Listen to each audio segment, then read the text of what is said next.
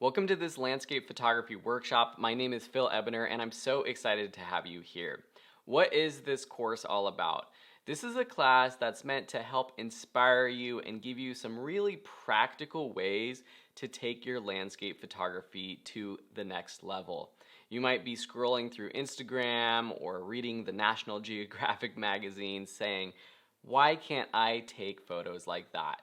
Well, it does take lots of practice to get to the level of a National Geographic photographer, but that being said, there are some really practical ways that you can capture amazing landscape photos yourself. And we're going to go through those steps so that by the end of this course, when you're out on your next adventure, whether it's close to home or across the globe, you are confident and excited to be able to take better landscape photos than ever before.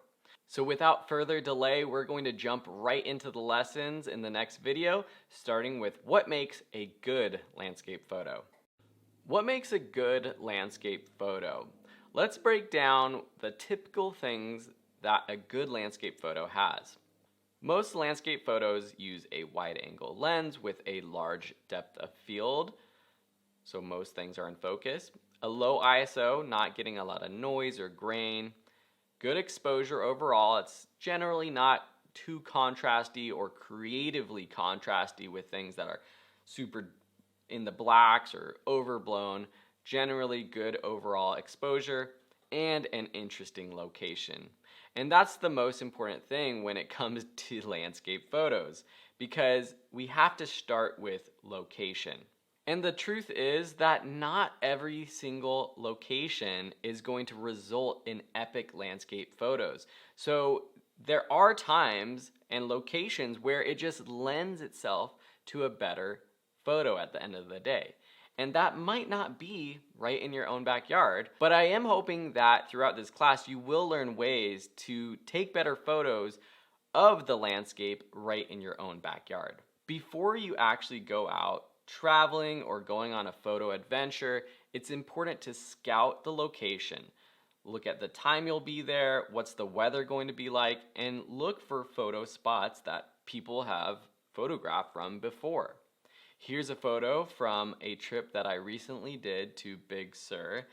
Big Sur is one of the most iconic highways in the world. It's in Central California, between just south of San Francisco, between San Luis Obispo and San Francisco. And when I was planning this trip, I made sure to go online and not only look for the specific highlights and the things that might look cool to make sure I was going to stop there, but also I looked for specific photographs to see what angle did people shoot at, what time of day were people shooting at, and what did those photos result in. You can look on Instagram, you can look on Google and just search for the location and look for photos in the images. On Instagram, you can actually just put in a specific location, and photos that are tagged at that location will pop up, and generally the most popular ones will appear in the results first. And so that gives you a good sense of specific photos that you might be able to capture. Sometimes you might want to go into a place without any of those distractions, without a preconceived notion in your mind of what a photo might look like. But I've found that for myself, when preparing for a trip, I end up taking better photos when I do scout the location. Talking about weather too, there's a lot of things that will change if it's a cloudy day, if it's a bright sunny day, if it's rainy. So that's going to play a big part. One of my students went to Paris recently on a photo trip, and she was a little bummed because it was rainy the entire weekend she was there. But I encouraged her to get out there and take photos, because Paris in the rain is also a beautiful sight. And so you can always come back with great photos no matter what the weather is. It just might not be as epic or as beautiful or as specific as what your idea was in the first place. Here's an example of this. Here is Bixby Bridge in Big Sur, and this is a photo, and most of these photos that I'm showing you are either my own They are from photographers on unsplash.com, or we have some great photos from Ansel Adams, one of the greatest landscape photographers of all time. Here, I know that this photo was taken at sunrise or a little after sunrise because the sun is coming from that particular side of the bridge, and I really like the lighting that it has on this bridge. I'm always a fan of backlighting our subjects, where in this photo, the subject is the bridge itself. Here are two other photos from the exact same location. The one on the left, you will see the sun is setting and it has a lot of golden light, golden hour shining on the face of the bridge. But to me, this isn't as interesting as a photo. And this is one location where golden hour at sunset, I don't think was as good as at sunrise. On the bottom right, you see a photo where it was a little bit more overcast, shot during the middle of the day. Nothing wrong with this photo, but as you can see, the weather completely changes what this photo looks like and the time of day that you're shooting. Here's a photo that I saw before I went to Big Sur, and I was like, I want to get this photo. The Milky Way over these mountains and a somewhat long exposure. You see the streaks of the headlights going across Bixby Bridge. Really, really cool photo. Well, you're not always going to see the Milky Way. Depending on your location, if you're in anywhere with light pollution, you likely won't see the Milky Way galaxy like this. And depending on what time of the month, if it's a full moon or anywhere near a full moon, you're not going to see the stars like this. And that's what happened when I went. This is the photo I captured. And I didn't get the Milky Way, and you can see that I composed the photo a little bit differently because of that. I panned or tilted down a little bit, and you still see a lot of stars, but the ocean itself is really brightly lit, and that's because of that moon. So a lot more light in general compared to this one where you can barely see the hillsides and the ocean down below, compared to mine where there's just so much light. Still though, I think it was a pretty good photo that I came away with. I'm really happy with it. This is one that we'll be editing later on in the course because there's some fun things that I'm going to show you about landscape photo editing later on. But the point is that if you're going and you're thinking, oh, I'm gonna get that Milky Way shot, well, it really depends on going at a specific window of time during the month, and that might not be possible when you are going. So location is really important, and before you go out on a location, make sure you scout it, look for spots that you'll be able to take photos, get inspiration from others, and prepare for what the weather is going to be like. The best thing you can do to improve your photography and your landscape photography is to take your photos at a different time of day. If you're generally out during the middle of the day when the sun is shining, everything's evenly lit, and you kind of get a good, decent photo, but it's not as interesting, well, try going at sunrise or at sunset and stay after sunset or go before sunrise, because those are the times where the light and the color in the sky is the most complex and the most interesting. So that's my number one takeaway from this video. If you're going out and you want a great photo, try going super early or super late in the day. All right, see you in the next lesson. Like any photo, there should be a reason behind why you are taking that photo. With landscape photography, you generally will still have a subject, and it's good to have a specific subject in mind when you are taking your photos. And you might be taking that photo because the subject is interesting.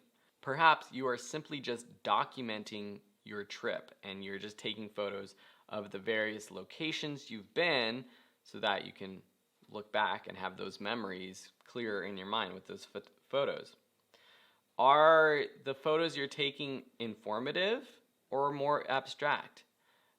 For informative, I would say that it's more where you see that photo and you look and you say, oh, that is Yosemite Valley. I know where that is, and I can see what time of year it is. I can see the colors in the tree, the weather, what it was like. Versus a photo like this that you see where this is a photo of some sand and a sand dune, and it's more of an abstract visual, and that you're just trying to get more creative. And at the same location, you might be able to get both types of photos, but think about it. Why are you taking that photo? Perhaps you're capturing time, you're capturing the change in season, you're capturing photos of the landscape for scientific information, showing the change in the weather, change in the climate, or a long exposure like this, just capturing the time right here in this moment. Or, of course, maybe encompassing all of these reasons, you're just simply taking a photo because it's interesting to look at. It's visually beautiful. When you're heading out to take photos, just keep these things in mind. Why are you taking this photo? What is the subject? Who are you taking the photo for? These things will change what you actually end up with. All right, let's get to actually how we improve our landscape photography coming up in the next lesson. How to capture better landscape photos. The first thing is choosing what lens you're going to be using. I'm not going to talk about camera bodies because I believe that you can take amazing photos with any type of camera. Think about the first digital cameras that came out in the 90s and the early 2000s. The sensors that were on those cameras are nowhere near what our smartphone sensors are like today in terms of megapixel, and nowhere near what the cheapest entry-level DSLR cameras are today. And they were still taking amazing photos back then. So I don't want you to get in your head thinking that if I had a better camera, I could take better landscape photos. Absolutely not true. That being said, the choice of a lens will affect what your landscape photo looks like. Generally, wide-angle lenses is what we go to for landscape photography. And that's because landscape photography we generally think of as a wide-open vista. We see the hillside, we see the Great Plains, we see the big desert, the vast forest, whatever your landscape is, we generally think of it as wide. On a crop sensor camera, this could be something like a 10 to 16 to maybe 20 millimeter. On a full frame sensor, this is more anything like a 16 to 24 millimeter, around there, not exactly. Once you get wider than that and you start getting that fisheye effect, you can still take great landscape photos, but it might be a little bit warped and not as natural looking. I find though that even shooting on a 16 millimeter on my crop sensor, sometimes it's not wide enough. And that's because when you're out shooting at specific vistas like you see in this photo, you might not be able to get this entire rock formation in your frame with that lens. And so sometimes having a wider or an ultra wide angle lens is necessary to get that shot in your mind. You can also shoot with telephoto lenses. This allows you to more single out a specific part of the landscape, especially if you are farther away. Here's a photo of the Matterhorn in Switzerland, and this was shot with a relatively telephoto lens. I'm not exactly sure what it was shot on, but the focus is of this mountain. We will see later on in the course examples of the same location shot with a wider lens and how that changes what the photo story is basically. Having both lenses is important, and I think it's a great thing to have both when you are out shooting. Here we see the Cliffs of Moher in Ireland, and you can see a wide angle shot on the left side versus a more telephoto lens or shot on the right. Different stories. On the right, you were simply seeing the cliffs. On the left, you were seeing the cliffs with people above, the paths, telling a different story of what this location is all about. If I were to take this photo myself, and if I were using a telephoto lens, I wish I would have had something that could zoom in further on the photo on the right so that that one rock formation in the water is more of the subject, and I could get a little bit tighter on this photo. Out of the two of these, what do you like? I think I prefer the one on the left, just because the composition, the leading lines that we'll talk about later in this course about composition, everything comes together in a more interesting photo to look at, in my opinion. And maybe the editing comes into play too. Telephoto lenses are great at capturing those specific details of the landscape, abstract photos, things like that. So don't discount using a telephoto lens for your landscape photography. Next, we're going to talk about lighting in more depth. Let's talk about lighting for landscape photos. And the light source for your landscape photos is going to be the sun or the moon, which is, I guess, just reflecting the light of the sun. So the sun is your light source, and where it is in the sky, how bright it is, what's filtering the sun is going to dramatically change what your photos look like. Like I mentioned earlier, it's the single thing that you could change yourself to take a dramatically better photo simply by changing the time of day that you take your photo. Here we see Yosemite Valley in the afternoon light. You can see that because the sun is a little bit lower, we're getting some shadows on these epic, majestic rock formations in the Yosemite Valley. Still a great photo, but different than the ones we're going to see here. Here's sunrise, and it's a completely different type of photo. Now, this might be edited to add these types of colors, but I'm sure that there is some integrity here in the colors of the sky and the landscape shot here at sunrise or before sunrise. Shooting at those times adds more color to the sky and usually results in a more dynamic sky. Now, the time I will say that doesn't happen is if you have some really interesting clouds or cloud movement that you can capture with perhaps a long exposure right in the middle of the day.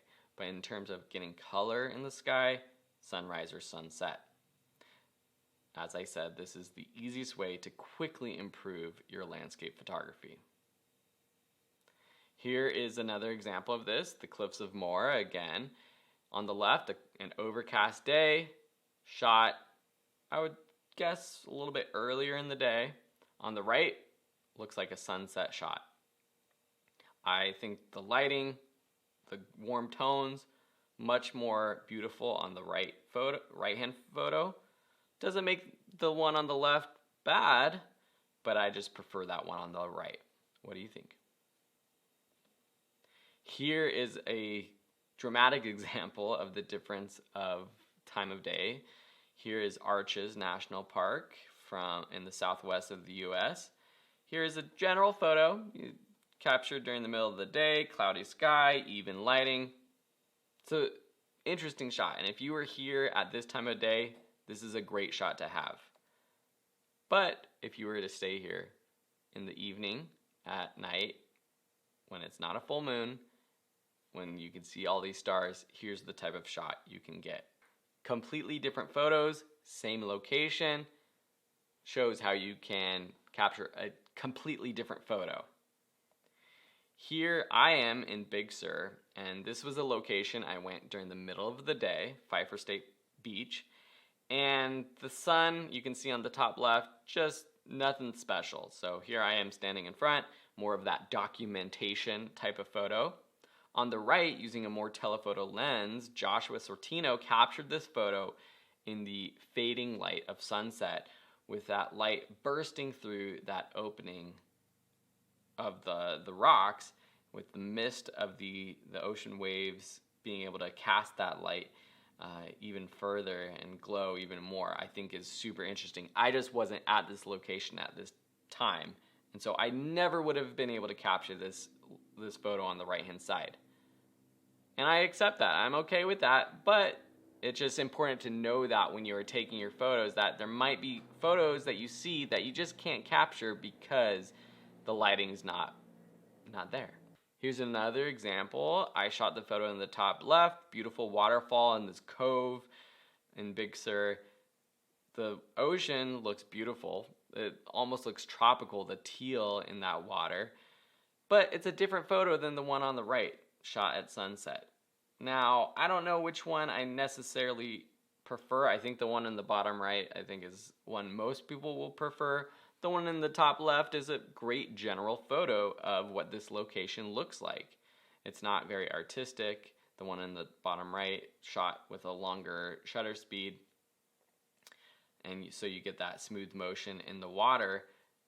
The light changes everything. So this might not be the last time I say it, but it is one of the most important things I want you to take away.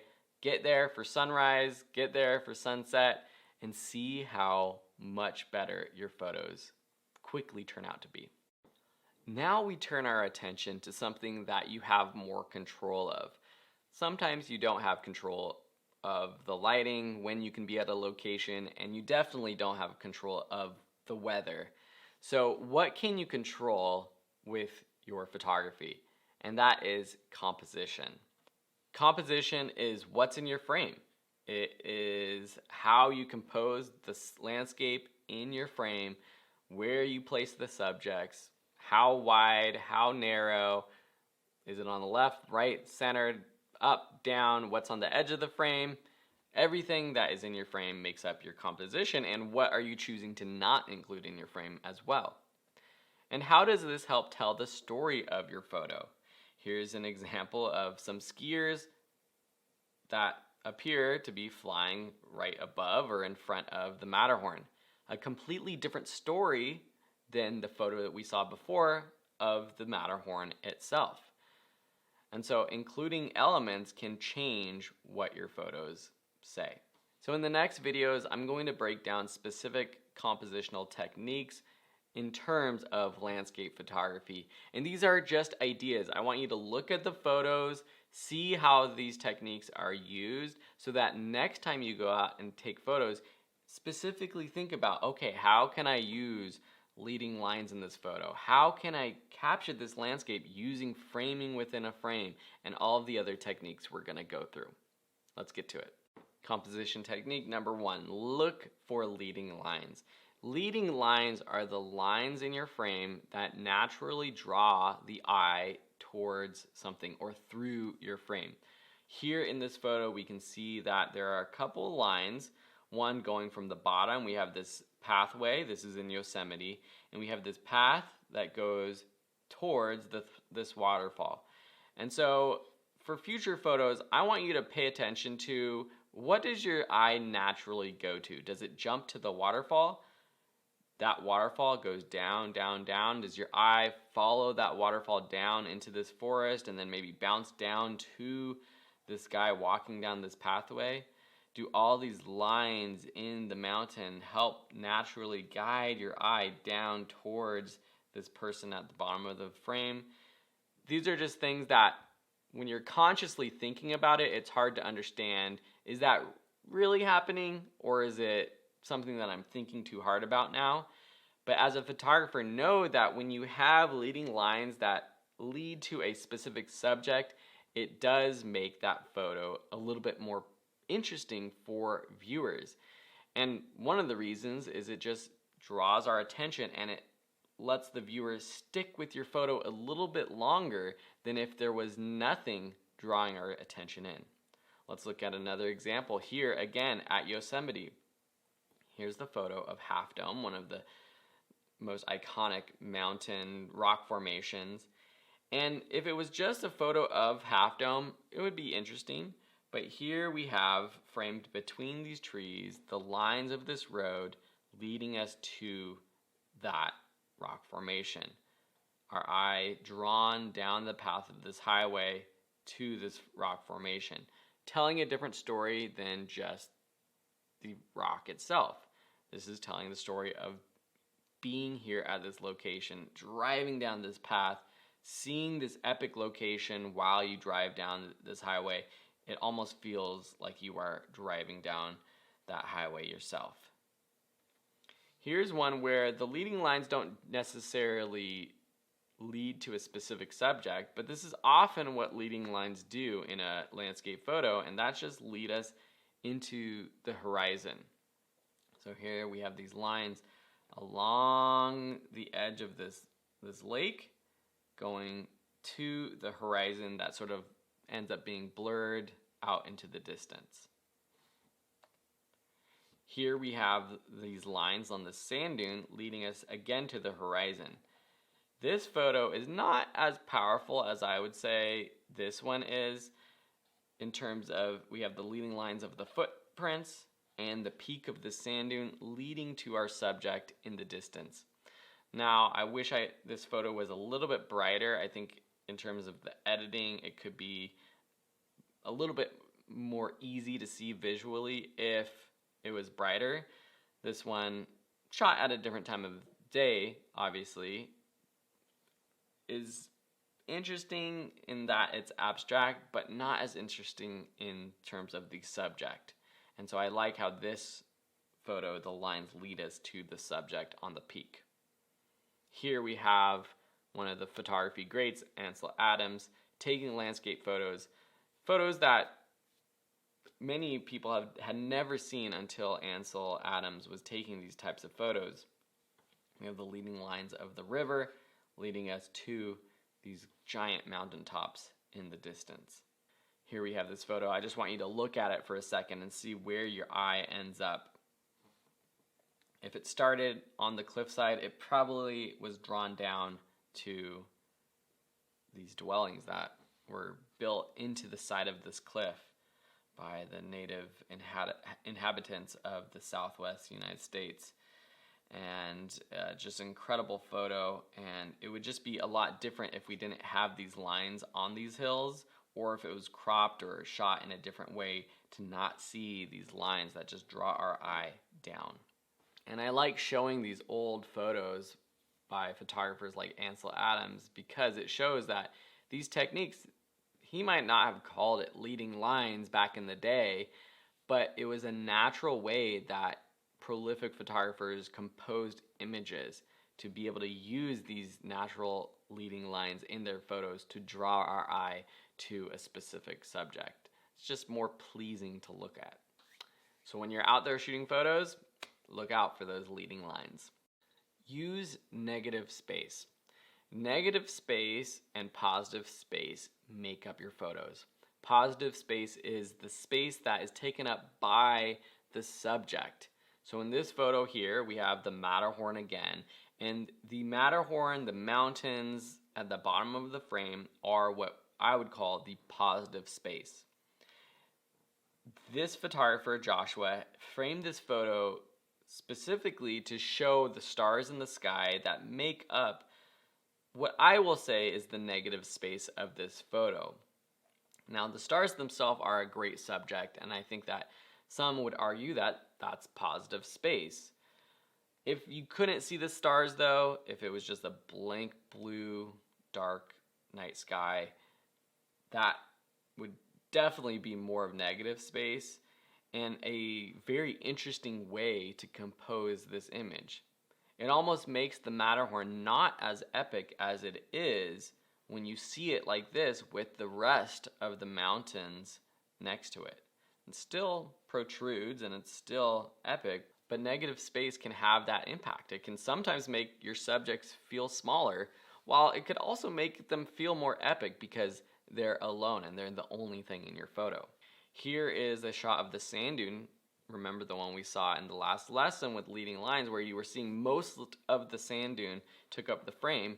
Here, most of this photo is negative space of the sky. I find this composition very well balanced.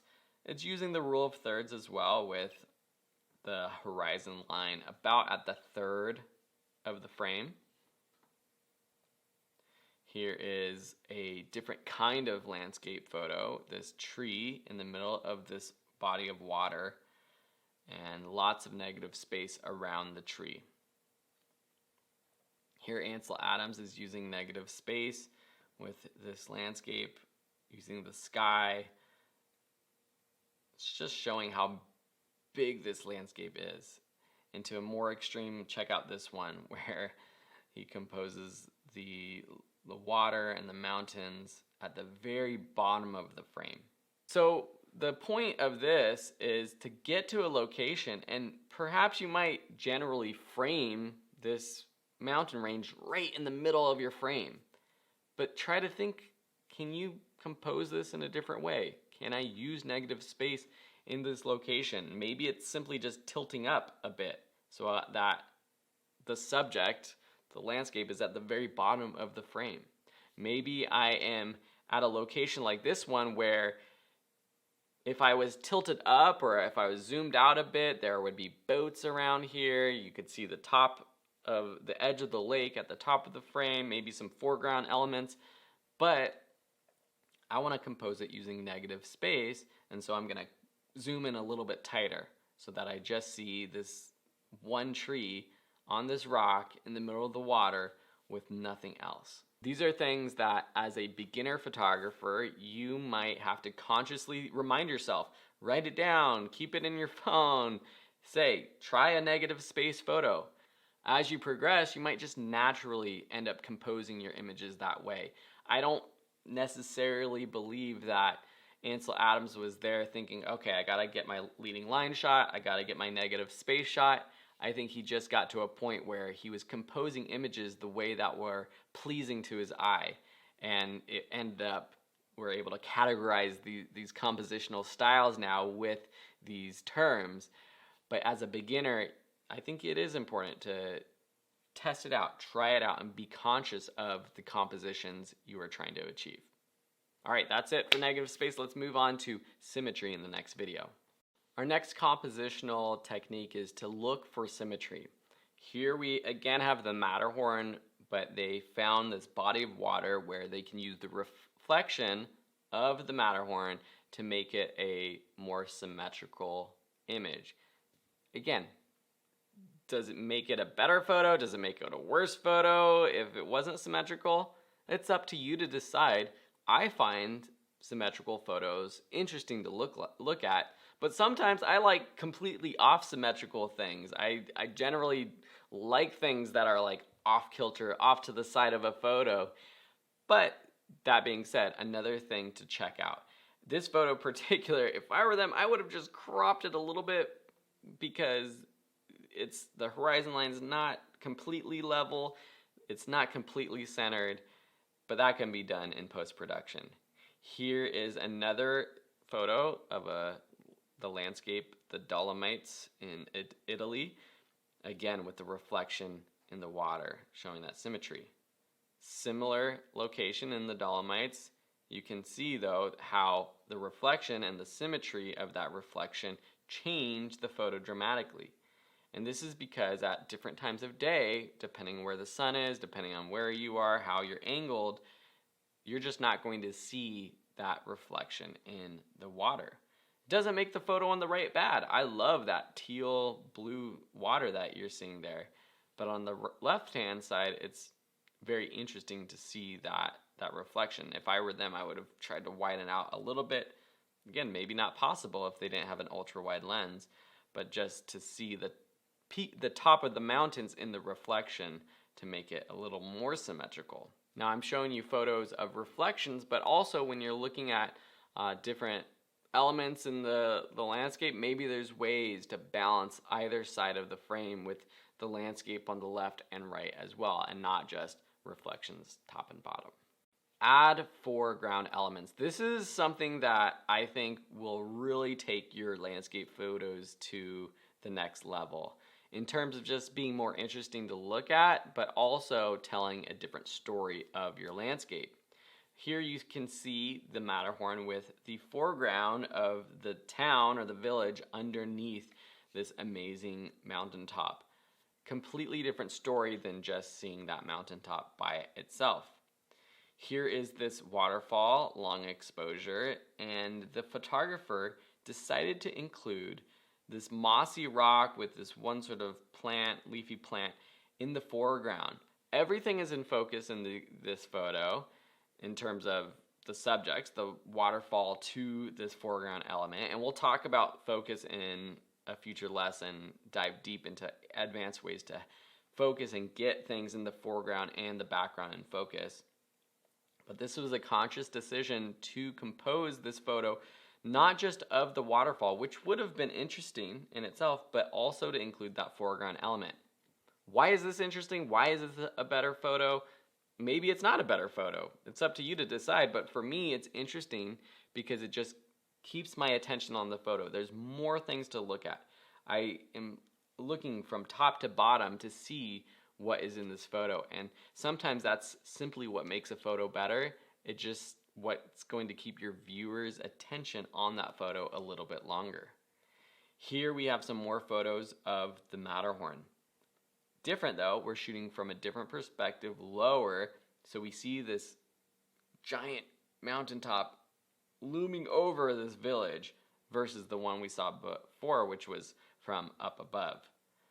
Here we have the foreground elements of the villages and the buildings and the cabins, chalets, whatever you call them, underneath the Dolomites in Italy. Different story than just seeing those rocks.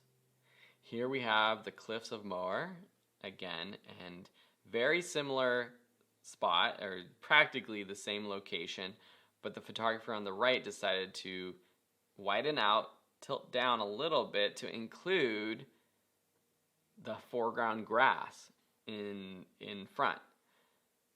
This is a case where I think I prefer the one on the left. I like the clean line of those cliffs, just being able to see it. But the one on the right is also interesting. It tells more about maybe the time of year this was at, and it shows you, it feels like you are there yourself, standing on that hill with that grass in front of you. Here's a couple photos I shot in Big Sur using the foreground element, standing up on this little cliff, overlooking this cove. Both have foreground elements, but the right one I really focused actually on these succulents and the plants in front of you. And I actually didn't get this right because the focus was on those flowers and the background was not in focus. And we're going to learn how to prevent that in the focusing lessons of this class.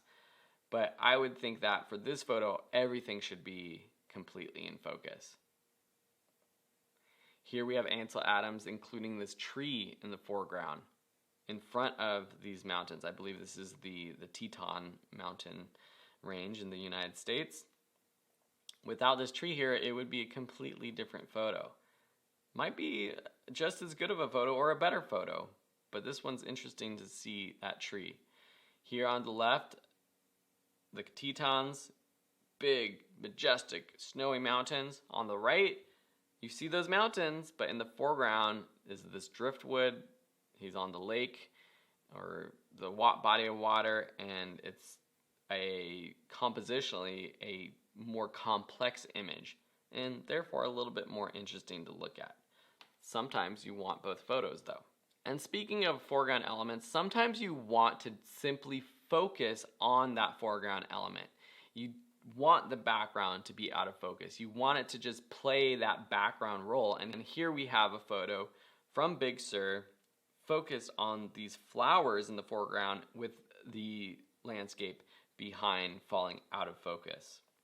Here's a couple photos from Lake Tahoe of the same little bay or cove with this little rock island in the middle. The photos are very different. They're shot at similar times of day, but on the left they decided to edit it so that the landscape is silhouetted. On the right, the editing is different. The shadows are brighter. You can see the trees, but you also see that they have focused on this snowy patch in front of them. A very conscious decision to capture it and compose it like this. Tells a different story. You can tell the weather, what it was like sitting there on that rock, more than the one on the left.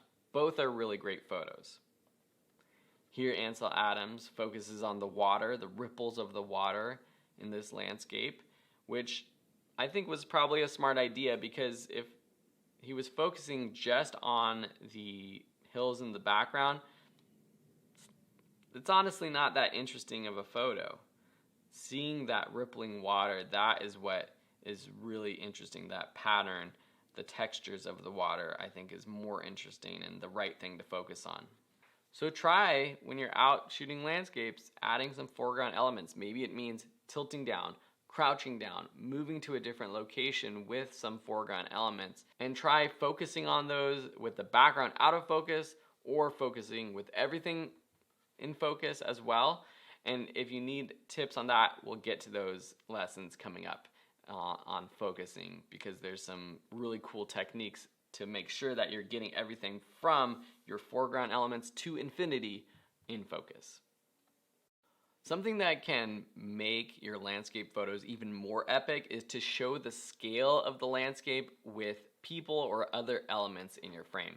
Here we can see another location at Arches National Park, and because this person is standing underneath these rock formations, you can see how intense and how giant these truly are, completely different than just seeing them alone.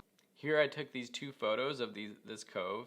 On the right hand side, it was a little bit further down the cliff side, but my brother-in-law was climbing down ahead of me, and I thought it was interesting to see him walking down.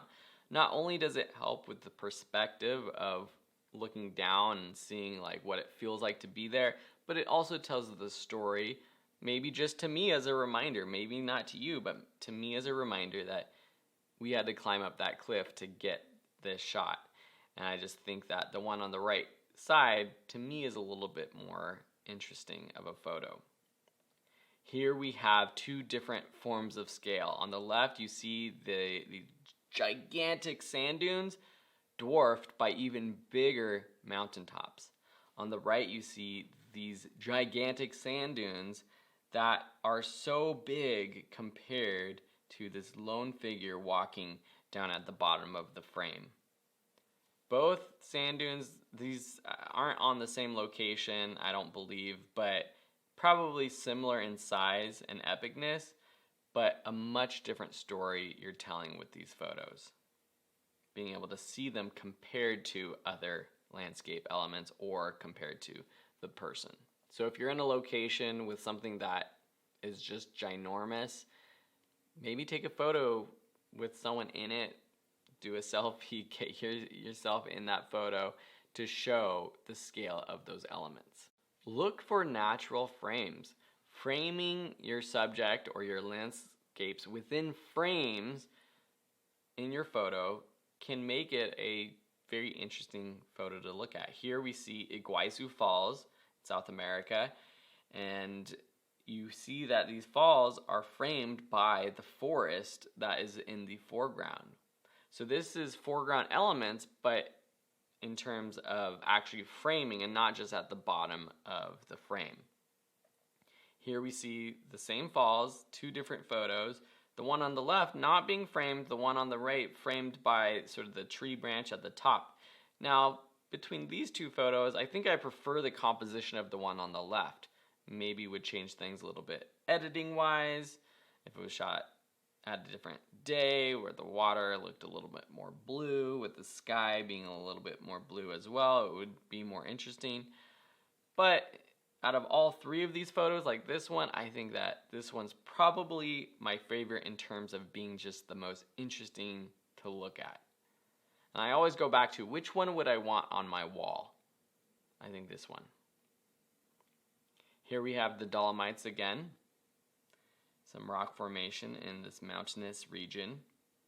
Interesting photo. They've centered it, which is a different compositional style as well as centering your objects. Much different than this photo here, where the photographer found this cave-like structure and was able to back up into this cave to be able to frame these rock formations. Both are interesting photos. The one on the right I find a little bit more interesting with that framing. So again, when you're out there shooting your landscapes, remember, frame within a frame.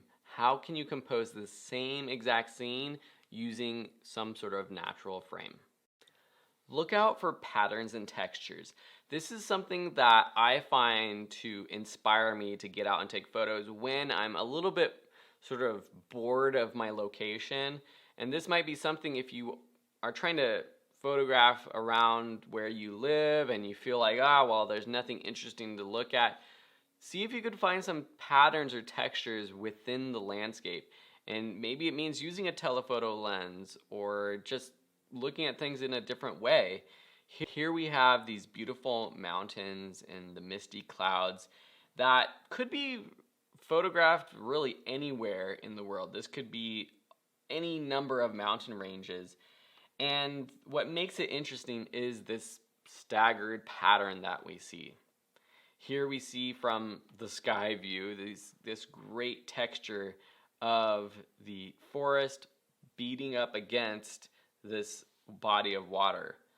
And of course, this means using a drone likely to take this photo that you might not have, but this photographer was able to make this location more interesting by shooting from this perspective.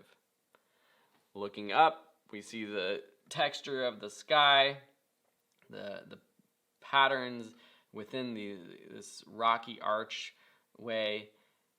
Very interesting perspective to look at. Here Ansel Adams takes and captures the patterns and the textures of the Grand Canyon in beautiful black and white photography. The one on the right is a little bit more telephoto, and I actually prefer the one on the left because it's more patterned in a sense compared to the one on the right. You still have like these great textures. I like the contrast and just the lines that you see, but the one on the left, I just like the repetitive pattern that you see there.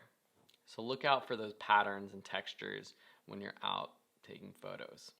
Change your perspective. What this means is simply changing, like, are you looking up? Are you looking down at something? How are you looking at the subject of your landscape photo? And to really showcase this, we're going to look at how one location, one rock is photographed in a number of perspectives and how that changes everything in terms of how that rock is seen. This is El Capitan, this great cliff in Yosemite. Here we have a standard photo of this great big rock. Great photo. You got the foreground of the forest below. That would be very difficult to get rid of. Looks big, right? Well, let's look at it compared to this photo.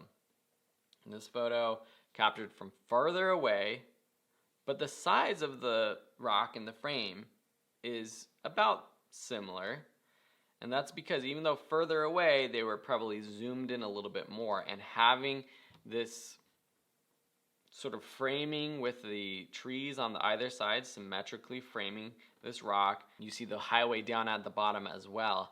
And it really just shows how epic this mountain is, looming over you as you drive down this road.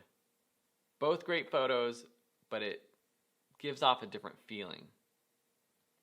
Here, you're closer to it. You're a little bit closer to the base of it. You're looking up at it. It's looming at you a little bit differently, like it's about to topple over you. Also shot at a different time of day, which makes this photo interesting in a different way too. Here we are zoomed in to the top, and this is where we saw at the very beginning of the class, we saw the lighting from sunset, where as the sun goes down, Yosemite Valley, the shadow goes up over the face of these cliffs.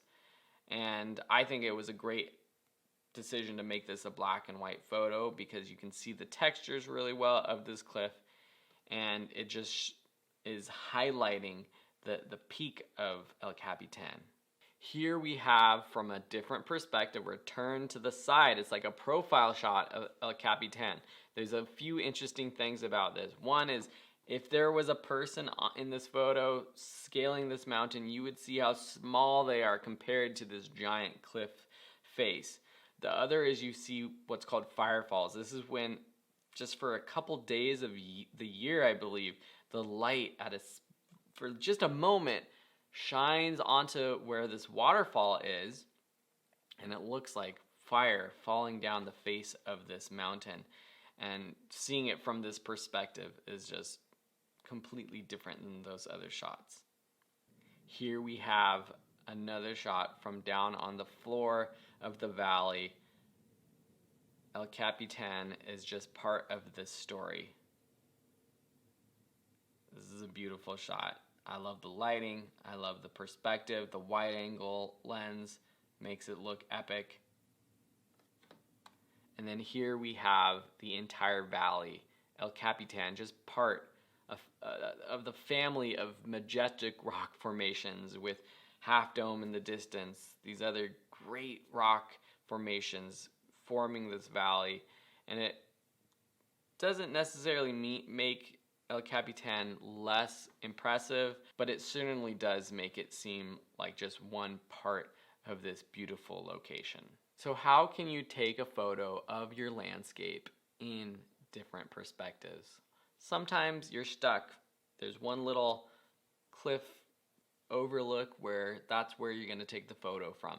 Other times, maybe you could change things up. You can move around, go to a different location, go up, down, fly a drone, go down from underneath whatever the landscape is. Try changing the perspective. Try capturing your location in multiple ways so that when you get back from your photo adventure, you have multiple options, and see how it tells the story of that location in a different way. So in conclusion, composing your image is what you have control of. And I think the best thing to do to improve your landscape photography now is to have these things, these techniques in mind while you are going out. Just like you have to have in mind, okay, I'm going to go at sunrise, not at noon. You want to be thinking, okay, I'm going to try to capture this with leading lines or negative space or symmetry or any number, because you can combine these compositional techniques as well, but try to be conscious of them now so that later on it just comes naturally. Let's talk about focus. Generally, there are some tips that will help you to get the best focus for landscape photos, whether you are focusing on just a distant horizon or if you are trying to include things in the foreground that you want in focus along with what's in the background. So let's get to some of those tips. The first thing that we need to think about, though, is what is acceptable focus. Not everything is going to be in perfect focus depending on what lens you're using and where you are focusing. But there is such thing as acceptable focus in the sense that while what's at 20 feet away is going to be the perfect focus, that's where your lens is sharpest focusing on, what's in front of that will also be in focus, and what's behind that will also be in focus to a range. And the key with landscape photography and photography in general is to make sure what in your frame that you want people to be able to see is an acceptable focus, because you have to choose, or there's times where you have to choose whether you're focusing on just the distance or something closer up, and it's going to maybe not be the sharpest focus, but is it in focus enough? And that's what you want. You might think that you want to just jump to the highest f-stop, the smallest aperture, so that you have the deepest depth of field to get the sharpest, best, most in-focus photos when you're shooting landscapes. And in reality, that's actually not true. There's a phenomenon called diffraction where using a higher f-stop, even if something's in focus, you get a little bit of distortion along the edges of things, the lines. If you zoom into the highest quality photo, if you zoom in as far as you can, and you compare it from an f8 photo to an f22 photo, if you're focused on the same thing, the focus will actually look sharper with the lower aperture. So a good range to use for landscape photos is around f8 to f11. You still get a very deep depth of field, but you're not getting that diffraction. Another common misconception is that focusing to infinity is what you want. Sometimes you might want to focus to infinity, meaning the longest or the farthest part of your lens. And this might happen if you're shooting in autofocus and you're just pointing your camera at the distance, it might just automatically shoot or focus to infinity. But if you are trying to capture things in the foreground as well as the background, one, you might want to change from autofocus to manual focus, and two, focusing to infinity isn't going to give you the biggest range of focus, meaning things in the foreground might be out of focus, and when you're trying to capture foreground to infinity in focus, setting your manual focus to infinity or automatically doing it is not the right thing. One quick rule of thumb that might work for you is if you're using manual focus, set it to infinity and just back off just a touch. remember that when we set our camera's focus to a specific distance, that it's a range. It's not just like that one plane of view is in focus. Some in front and some in back is in focus. So setting in front of infinity will also include what's at infinity in focus, but also what's in front of it. And so if you're shooting landscape photos where there's layers of elements from 10 feet to 30 feet to 100 feet to 1,000 feet and beyond, focusing on infinity and backing off just a touch might be a better option. Very unscientific way to approach this. Another sort of rule of thumb that you can use is to focus 1/3 up the frame.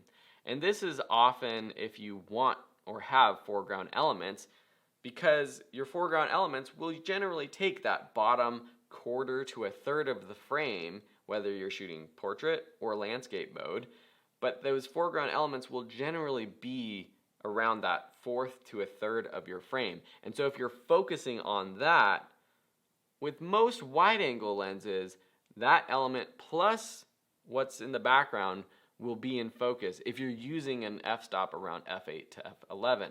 Now this is going to change depending on what camera, what lens, and what aperture you're using, and depending on how far that subject is at a third of the frame. If what's at that 1/3 line is relatively far away from you, then yeah, it's going to be easy to get the infinity background in focus all the way to in front of that 1/3 line. But if what's at that 1/3 line is only a couple feet away from you and you're trying to get that in focus with the background, then the next step, a more scientific approach, is probably what you want to think about. Have you heard the term hyperfocal distance before?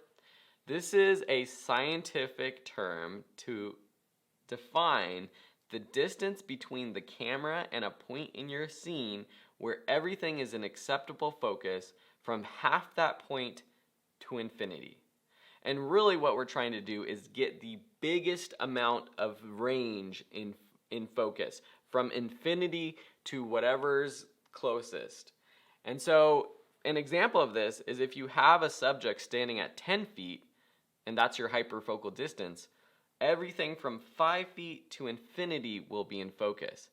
And for that hypothetical camera and lens and aperture, because it changes with whatever lens and whatever aperture you're using, but with this example, this would be the biggest range that you can get. And if you perhaps were focusing at something at 8 feet, what's at infinity wouldn't be in focus.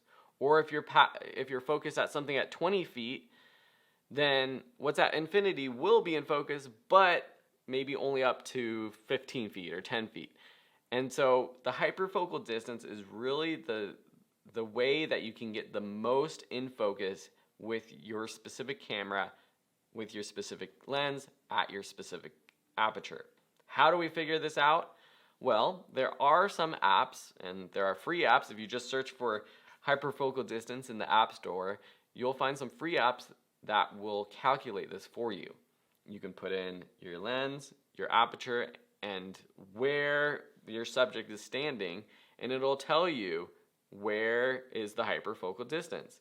Or it will tell you, okay, you want to put your subject at 10 feet and focus on that so that the most is in focus.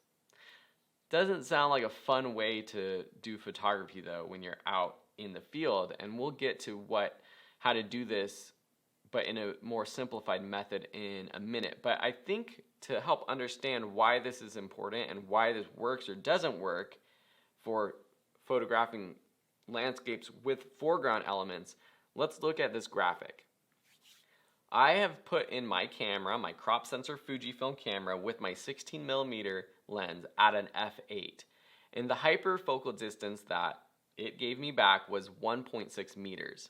And so that's what, at the very top, there's that graph line that shows the hyperfocal distance being 1.6 meters.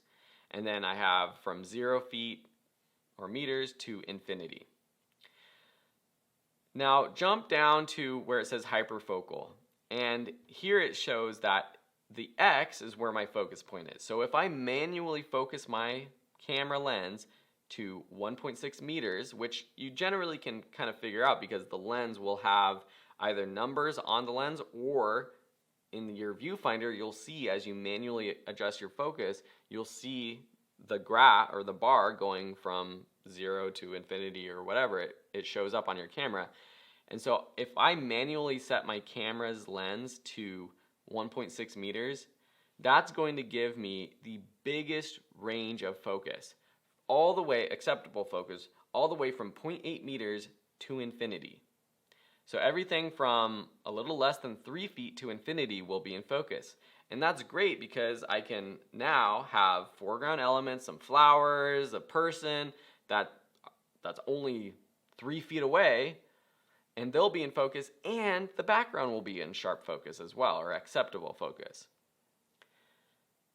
Converse that with if you jump up above really quickly to infinity, and if I have foreground elements, but I'm setting my camera to infinity focus, or automatically it jumps to infinity focus, only things from 2 meters to infinity will be in focus. Now again, remember, this is with my camera 16mm lens at f8, and it might be different with your camera and lens. So if I had a subject that was at 5 feet from my camera, then it's not going to be in focus. And that might be an issue if I want it to be in focus. So that's why focusing to infinity might not work for this example. Now what happens if I manually adjust my focus, but I miss the hyperfocal distance, 1.6 meters, just slightly, and I'm focused on something like 1.4 meters? Because that can be kind of easy to do accidentally if you're just manually adjusting. We can't tell our camera and lens exactly 1.6 meters. Usually it's just a little range and you're adjusting it. And if I accidentally bump it or focus just at something in front of the hyperfocal distance, what happens is that I'm focusing closer, so things closer will be in focus, so something like 0.6 meters away will be in focus, but infinity won't be in focus. Does that make sense? And that's the problem, because if we are using this method to try to get the most focus range, hyperfocal distance is the most range, but there's so much room for error that if you're manually focusing and you just bump it a little bit closer than hyperfocal distance, what's at infinity or in the background might not be acceptable focus. And that range is smaller. And so what do? One rule of thumb is to focus at what's 2 times your hyperfocal distance. And so you would say, okay, I know my hyperfocal distance is at 1.6 meters, and so I'm going to set my focus to 3.2 meters. And if I set my focus to 3.2 meters, then everything at infinity is going to be in focus, as you can see here, the range at the bottom of this graphic, all the way as close as 1.07 meters. So I'm not getting as close as 0.8 meters, but 1.07 meters is almost 3 extra feet, or an entire meter closer in focus than if I set to infinity focus and anything that's 2 meters or further is in focus. But I'm not living on that edge of having the background out of focus if I'm trying to focus or setting my focus to 1.6 meters or 1.5 meters. And so this is a rule of thumb that if you want to go the scientific approach and use your hyperfocal distance, find out what your hyperfocal distance is, but then manually set your focus to 2 times that. You'll still get most of your foreground elements in focus and the background as well. Now, a lot of us aren't going to want to do this. Again, doesn't sound fun to do photography this way. So is there a general rule that we can follow to achieve our goal? And yes, there is. It's called the double the distance method. And it's basically doing what all these calculations is doing, but not in a mathematical way, or not using calculators. What you want to do is get to your landscape. If you have foreground elements, this is all if you have foreground elements, calculate or just roughly estimate how far that foreground element is. Is it 3 feet away from you? Is it 5 feet away from you?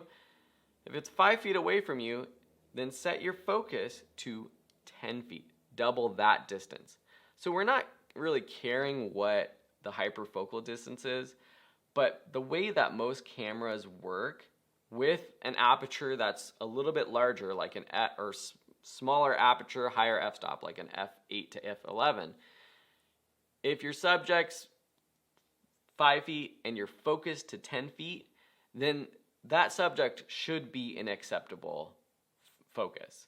If your subject is 3 feet away and you're focusing to 6 feet, it should be an acceptable focus, as well as infinity or your background. The only issue when you have this is if you're trying to like focus on something that's like 1 foot away, and then you say, oh, now I'm going to double my focus, and so I'm going to focus to 2 feet. Most lenses, when you're getting closer than 1 meter, then the range will not be enough to get that subject and the background in focus. And that's just the nature of shooting at something super, super close up. But for most of us, when we're shooting landscapes, even with foreground elements, they're going to be a meter away or 2 meters away or even further. And so just using the double the distance, quick and easy, just guesstimate my subject's 10 feet away, I'm going to manually focus to 20 feet. You're likely going to get what's in the foreground and in the background in focus. The key is to not focus closer than what the hyperfocal distance is, unless you want a blurry background, which is a totally legitimate style that you might want to go for. And the only way you really know exactly what your hyperfocal distance is if you are calculating it and finding out what it is using an app or an online hyperfocal distance calculator. But using this knowledge, basically the premise is that if you have a subject that's closer to your camera than the background, don't set your focus to exactly that subject. Focus on behind that subject, either double or at least a little bit further past that subject so that that background is in focus. And that's why if you're struggling with capturing foreground elements in your landscape photos and getting the foreground to the background in focus, you don't want to use autofocus, because your autofocus is going to try to sharply attach to your subject if that's where your focus point is on your camera. And that might be at 3 feet, or exactly what your hyperfocal distance is, or it might be closer than your hyperfocal distance. All right, I think you've probably heard me say hyperfocal distance enough. I hope this makes sense. I think this is definitely something that for me, it took me a while to capture and understand, and it also took me going out and trying to capture photos with foreground elements to really see this in action. The takeaway, if you want to not think about this at all, using the focus 1/3 up the frame is generally going to work, and the other is double the distance. Thanks for watching, and we'll see you in another lesson. Let's talk about editing landscape photos, because truly editing can make your photos more interesting to look at or better. So what do I typically do with landscape photos? I start with the fixes. I crop, I rotate so that the composition looks just right. I straighten out those horizons. I fix the white balance if it was off, although most cameras nowadays, the auto white balance is amazing. I fix exposure so that it's not too bright, too dark. Oftentimes I will brighten up the shadows of the photo so that I can see more details. And here's an example of a somewhat natural edit that I did of the Big Sur coastline. I made those colors a little bit more vibrant. The exposure was generally spot on, but I added a little bit more contrast to make it more dynamic. I perhaps did a tiny bit of cropping in there as well. But generally, I like to keep my landscape photos somewhat natural, somewhat realistic, and not completely abstract. Here we have one location. We saw this earlier. This is Lake Tahoe. And you can see how different editing can change a photo. And these photos were also shot at different times of day so that the lighting and things are going to change when you're shooting at different times. The clouds in the sky, all of that's going to change.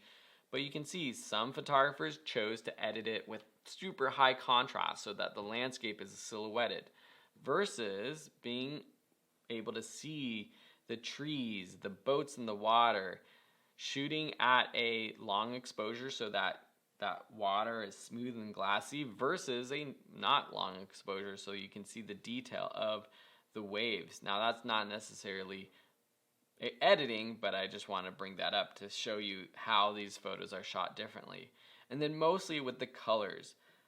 Generally, I think it's good to just enhance the colors that are already in your photo, in your frame, not try to make a cool blue sky look warm and sunsetty. But there's times where you might want to add a little bit of magenta or yellow or orange or green, make those trees pop a little bit more and more of a foresty green than a teal green. Those are things you can do while editing. Here we have the firefalls in Yosemite, and you can see very similar photos, but based off of the settings or just simply editing, the colors are different, the contrast is different.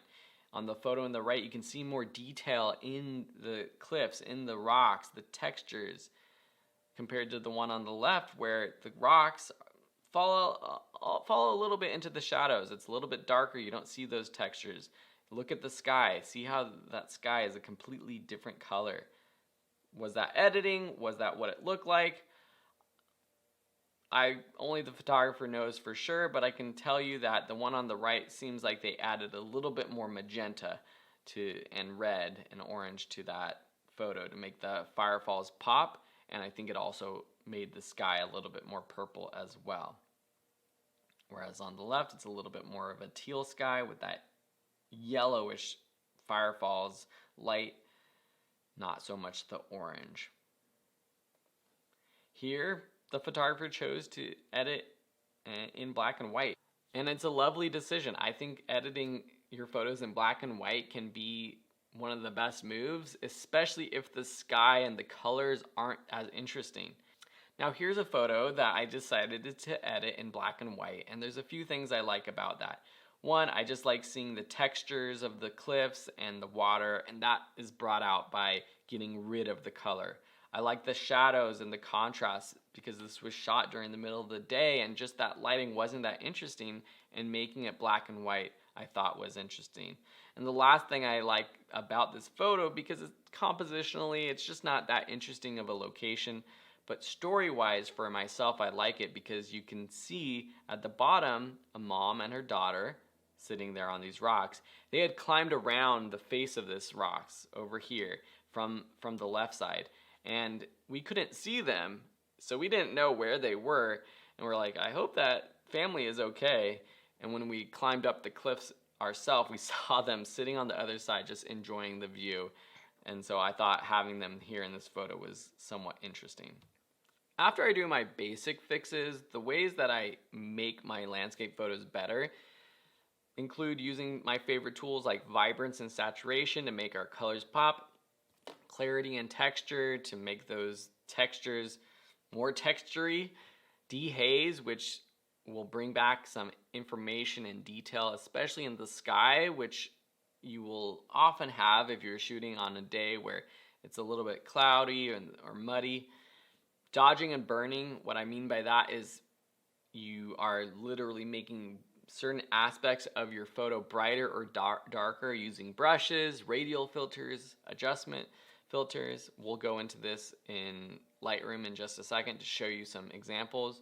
Doing selective sky edits because sometimes your skies just don't look that great, and so changing the color, the vibrance of the sky, the texture just of the sky itself can be very good. And then specific color adjustments to bring out certain greens in the landscape or reds and oranges in the sky. In the right, you can see the before and after of this Big Sur photo of Bixby Bridge. Here's the before. Here's the after. So you can see a lot going on. I started with a decent composition, decent exposure, but editing, I was able to bring out a lot of the color and the sky, the stars, the landscape as well. And so we're going to go into the editing room and I'm going to show you how I edit a couple photos. Now the point of this is not to teach you how to use Lightroom to edit landscape photos. I actually have a full class on that if you're interested. I just want to show you the specific techniques that I'm using so that hopefully whatever editing app you're using, you can follow along and do similar edits to your own photos. Here I am in Adobe Lightroom Classic, and the point of this lesson and the following ones is not to show you how to use Lightroom to edit photos. As I mentioned, I have a course specifically on Lightroom and on landscape photo editing in Lightroom for an in-depth training of how this all works. What I do want to show you are the basic tools that I use and some more advanced techniques that I used in that Big Sur photo right here.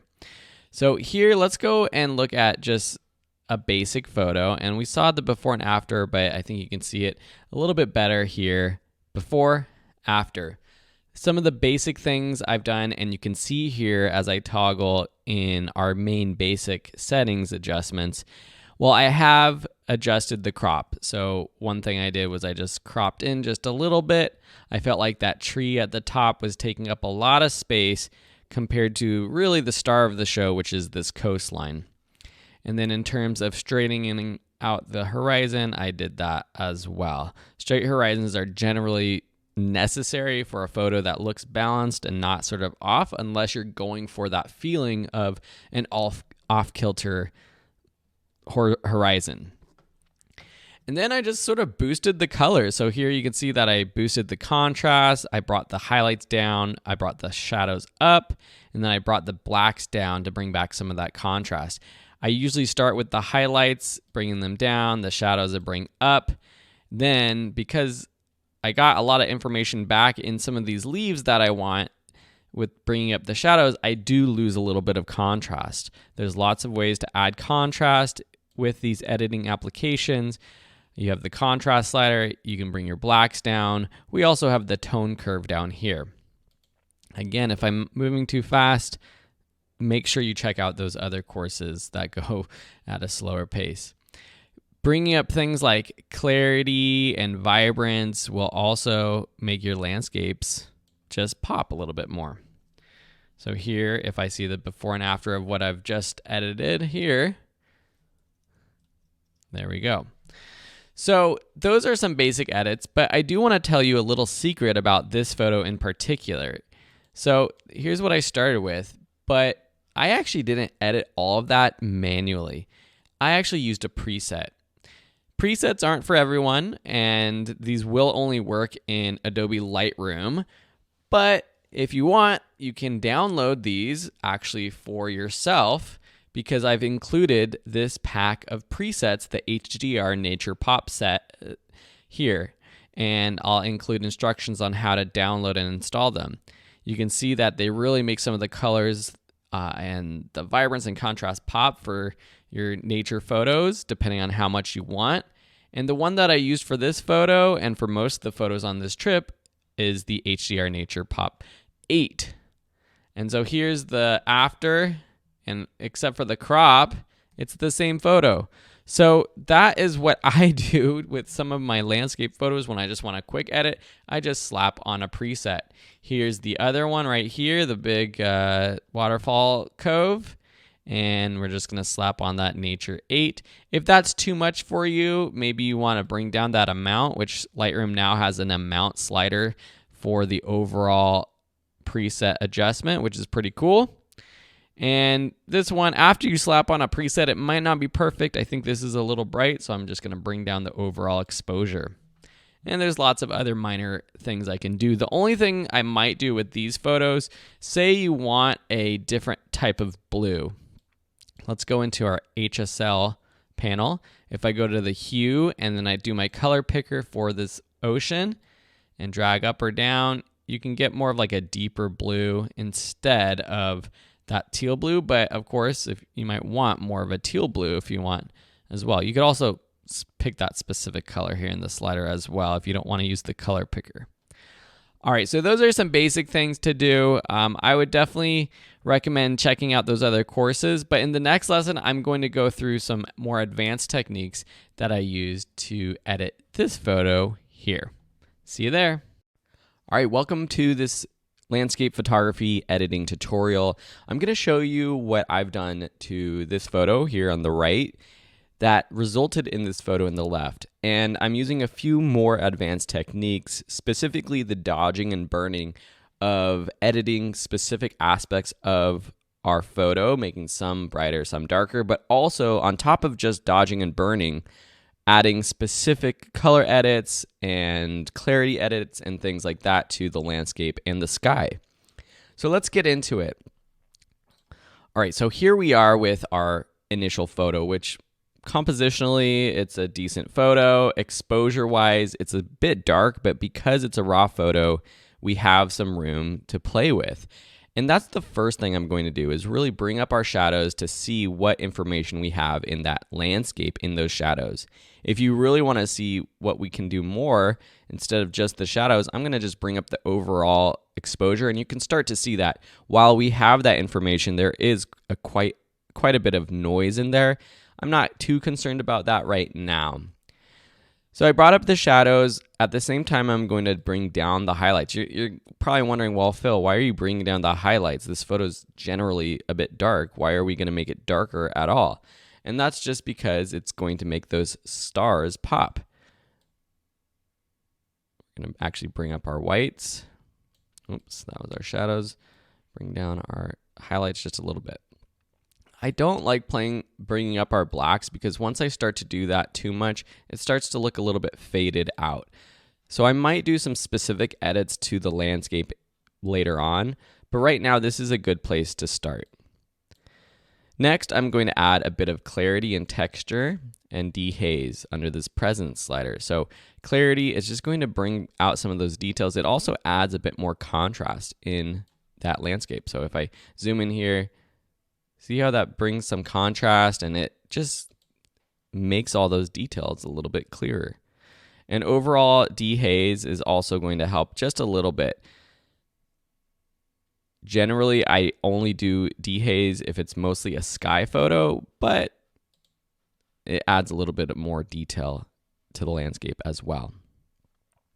I'm also going to bring up some of that vibrance just to add some color to that sky. I want to bring some of that green in the landscape, but I'll do that with like a specific edit. Maybe a little touch of overall saturation as well. Vibrance is bringing up the saturation of the colors in your photo that are not as saturated.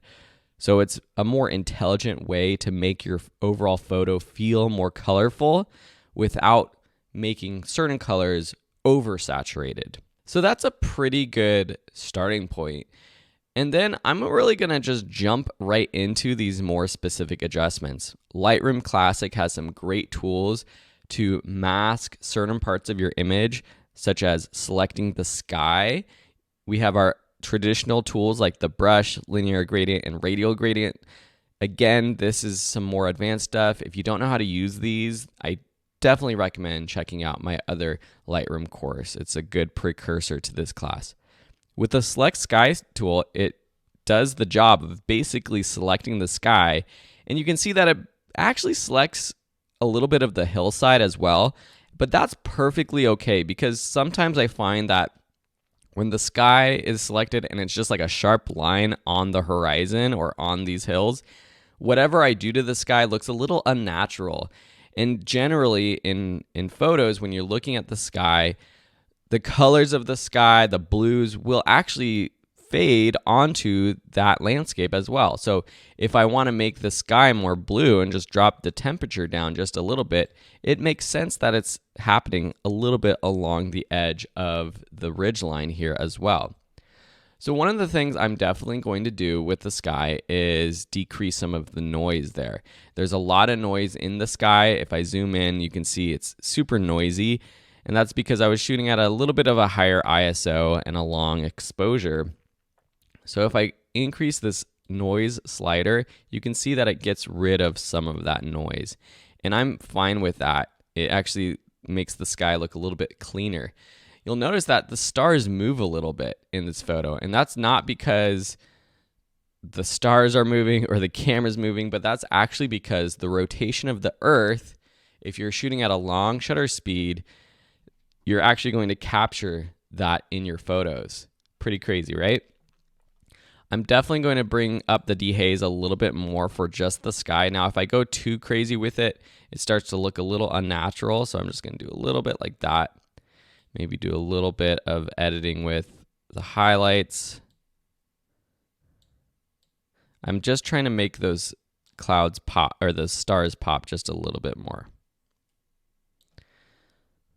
All right, so that's looking pretty dang good. I can see what it looks like with this mask on or off with this little eye picker. Pretty good. If you want to add a different like type of blue, you could either now play with the tint a little bit, so something like a more purpley blue or more greenish blue, or you could even use this hue selector or color. So hue, it's going to do some crazy stuff, so you're going to just want to do it very subtly. Or the color down here, I can just add a little bit of any sort of specific blue. See how I scrub through this? So if I wanted just a little bit of a darker blue, maybe something like that. Okay. All these tools, again, I go in depth in the Lightroom course. So that looks pretty good. All right, so now what I'm going to do is I want to edit just the landscape. So I'm going to click Add a New Mask. Now, how do I select the landscape? There's no landscape feature, everything underneath the skyline. What I can do is select the sky and then click the little invert button here, and it selects the landscape. So now what I'm going to do is bring up the shadows of the landscape. Actually, maybe just bring up the overall exposure just a little bit. Overall exposure, and then maybe bring down the blacks just a little bit so we still have that contrast. The tint, I'm going to move a little bit down so we have a little bit more of that green there. And let's just bring up the overall saturation just a little bit.